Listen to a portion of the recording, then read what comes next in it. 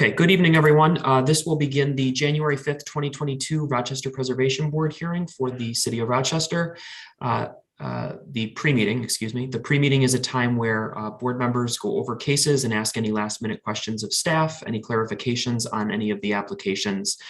During the pre-meeting, there is no participation by applicants or members of the public.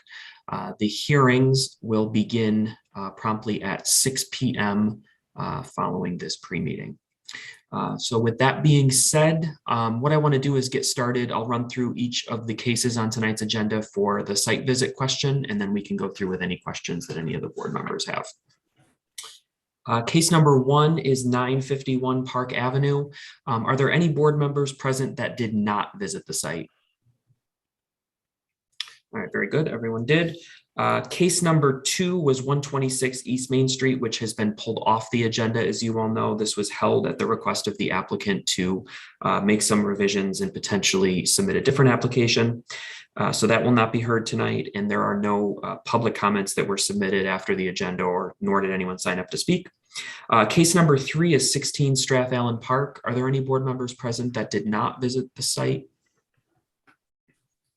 Very good. Everyone present did. Case number 4 is 657 East Avenue. Any board members present not visit the site? Very good. And case number 5, 67 Atkinson Street. Any board members present not visit the site? All right, very good. So all 4 board members visited all of the cases this evening to be heard.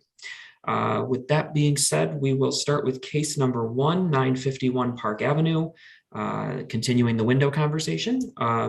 This is the replacement of windows on a 2-story addition at the rear of the structure. You probably remember this house for some, I think, AC units a number of months ago. Any questions on this first case?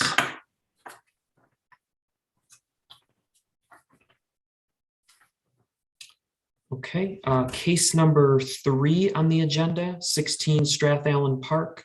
A number of improvements to the property here. Any questions on this property?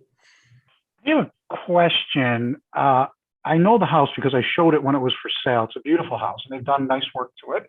I know that it's not part of this presentation or application tonight, but the other board members noticed the banisters have all been changed to vinyl. Did you guys notice that? Okay, that was my only question. Well, I noticed the banisters were vinyl and the treads were Trex or something, and the siding is aluminum siding. What I don't know, when you say changed, I have no idea what it was like 5 years ago. As I said, I showed the house maybe a year and a half ago when it was for sale, and I don't recall them being vinyl. And nor do I remember the Trex being there, but it's hard to remember. So I just wondered if anyone noticed that or knew the house. That was one of my questions, because there's nothing to describe what the handrails are in this application. That is something if it's of concern to you, I think it'd be good to ask it on the record of the applicant. And under the zoning code, if there's outstanding violations that they've admitted to, you could make an approval contingent on them also resolving the things that are out of compliance. Okay, thank you. Any other questions on Strathallen? Case number 4, 657 East Avenue, the Rochester Museum and Science Center. Any questions on this case?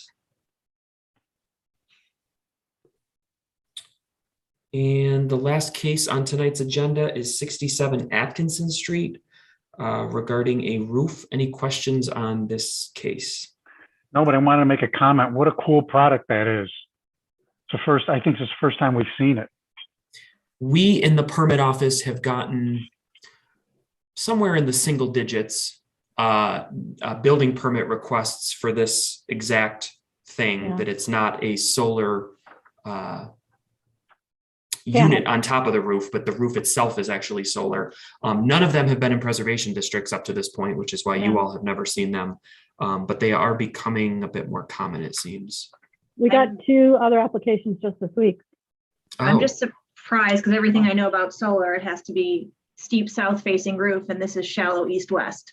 So I'm not going to question them, but I it's just an did. interesting.